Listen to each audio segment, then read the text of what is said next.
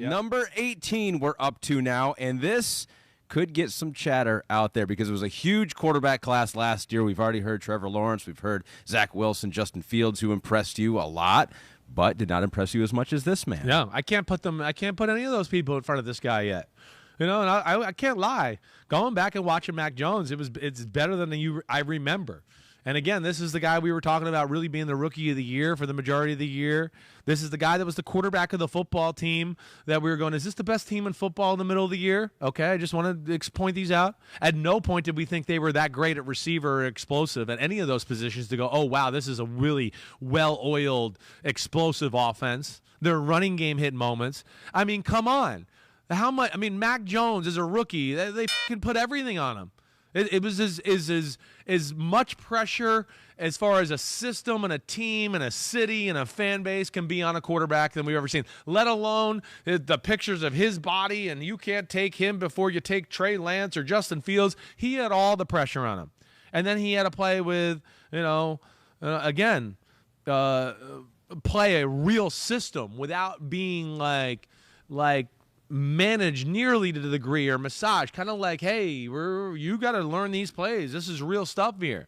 And you got to read these and really be a pro quarterback. Like, week one, you got to be ready. Week one, we need to be a pro, and we got to be able to run the 2-minute, and we need to be able to depend on you on 3rd and 4 that you'll throw pinpoint passes for 5 yards like Brady did in year 15 of his career. I mean, that's basically what he was asked to do. Yeah, with no down the field threat to scare people. So that's where when I went back and watched, I went, damn, Max, it was better than I even remembered. And I think incredible accuracy. You talk about the pocket. He's a natural in the pocket. We talked about it coming out in the draft, and I think he'll even get better. But, again, another guy that I know it's not the greatest athlete, but he's a way better athlete than he gets credit for. So, man, his movement in the pocket always, it allows him either the extra second or just find a clean spot to now make the appropriate throw down the field. I mean, incredible touch, incredible anticipation, pinpoint accuracy, like I was saying, with any intermediate throws. Do I wish his arm was a little bit more stronger or explosive? Sure. But you know what? Going back and watching it and watching all his throws again, I went, yeah, his arm, for some reason, is better than what I picture it in my mind at times. Made a lot of big-time throws down the field, but not necessarily big-time players like I'm talking about. Had a lot of big-time throws and plays dropped. And balls where you go, man, the ball is on the money here. This is the third 30-plus yard throw he's made of the day, and they didn't make the play to help him out. So there was a lot of that. But still makes a lot of big-time down-the-field throws. Maybe the best rookie decision maker I've ever seen. Sure. Okay? Which we heard coming out of the draft. I know. And that's what a lot of people are going to say. People are going to say this is not a surprise because what we heard is that Mac Jones was the most pro-ready quarterback. So it's not a surprise that after year one, he looked the best. But the argument will be guys that you have ranked lower, Trevor Lawrence, Zach Wilson, they got Justin more talent. Fields, that they got more talent They and do. that they will eventually pass Mac Jones. I think, listen, I certainly could see that. Yes, I think in my heart of hearts, if Trevor Lawrence and Zach Wilson and all that, they're going to pass him. I don't know if it's going to be this year. That's where I can't put that stamp of approval on it yet.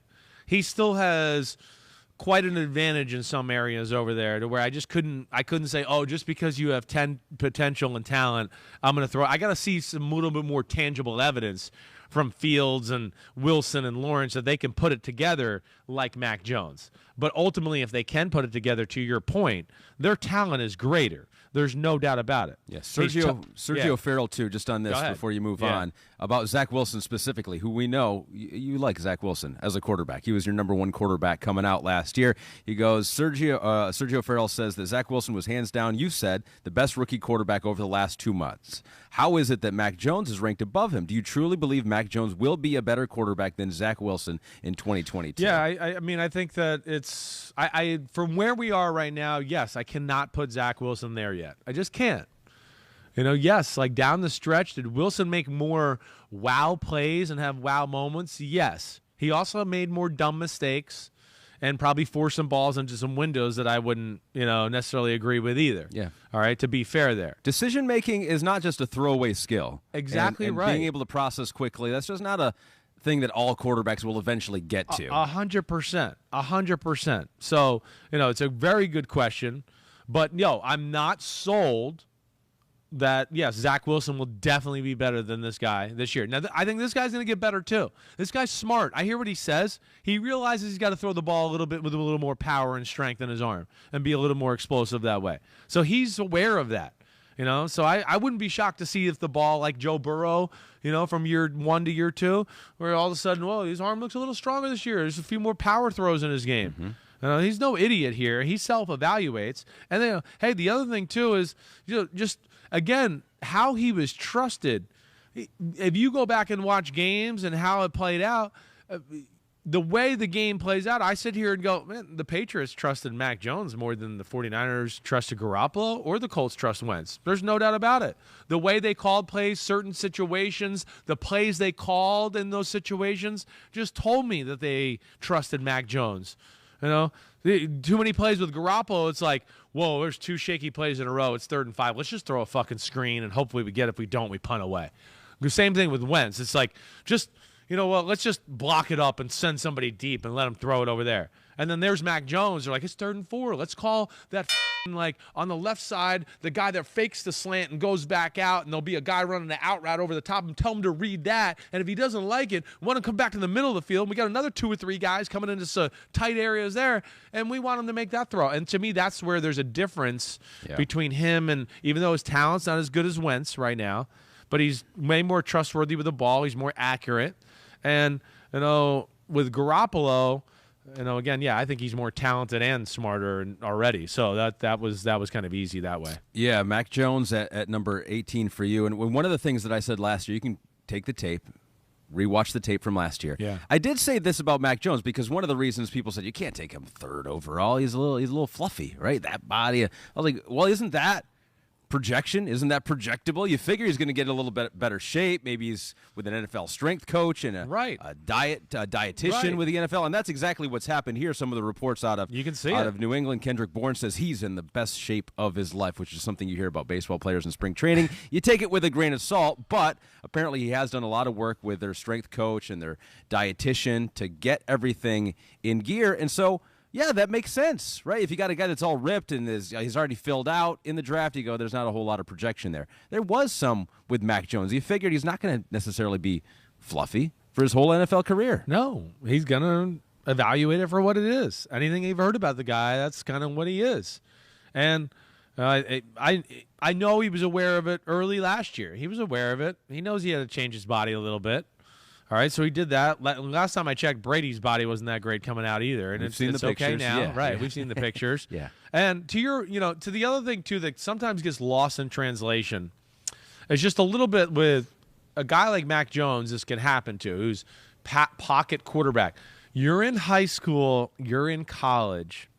All they tell you, get bigger, get bigger, get bigger. You need to put some weight on. You need to put some weight on. You got to get bigger. You got to get bigger. You got to get bigger. And then you get to the NFL and you go, wait, why the am I trying to get so big? Well, why do I have to beat 238? When I'm 227, I'm ripped, I'm quicker, my arm's quicker, I feel better as a human being. And you get to the NFL and you start to realize, whoa, shit, most of the league is actually on a diet. They're all trying to stop putting weight on because the game is about speed, and being able to move and be explosive and quick in those areas. Yeah, you got to balance out. I need a little armor on me so I can take some hits and some punishment. But that's more times than what happens too. I was like that. I mean, my sophomore and junior year, our strength coach down in Texas, he wasn't going to be happy unless I was 240 plus. He wasn't going to be happy. He wasn't happy. The happiest day of his life was when I was 240. I mean, he was like, he was like a proud papa. Why did it matter? It didn't. You got a gut. You got a gut. You just drink a bunch of beer to get there. I just look at pictures sometimes, and my old college friends make fun of me because they're like, man, you don't really look like that, but you don't look that flattering in that picture. And it's like, yeah, because I was eating like 15,000 calories a day to just be a number because my college strength coach wanted it to be.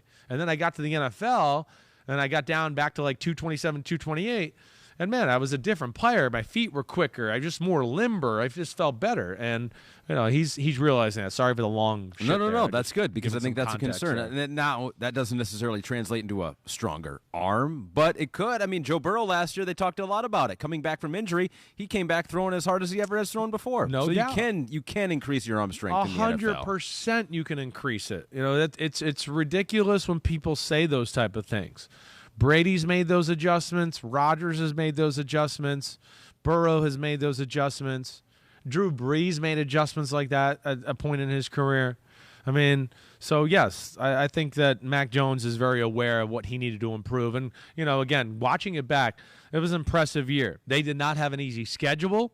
That was a tough start of their schedule. He hung in there. They expected a lot of him. He really had to play quarterback at a pretty high level right from the get-go, and he did that. And I think the thing that pops off to you more than you realize when you go back and watch is you go, damn, not only did he did that, he made some shit happen. He made some plays and some throws where you just go, damn, that's a play. Way to read that coverage. Oh, my gosh. What a throw and ability to read and diagnose that hurry, and then get the ball out of the hand and put the ball into the hand of the receiver in such a spot where he can make something happen. That stuff was next level, let alone he wasn't careless in the pocket or make stupid decisions nearly as much as Wentz or Garoppolo. Not the same talent around him as Garoppolo, certainly. No Josh McDaniels, which could be a little bit of a concern, Definitely. But you figure Mac Jones learned a lot, and he can coach the coaches there who have been there as well. Patricia on the offensive side, right, and Joe Judge will be over there as well. So they should still be able to do what they've done in the past. Hi, I'm Mike Tirico, and thanks for watching. Make sure to hit subscribe for the latest news and highlights from NBC Sports.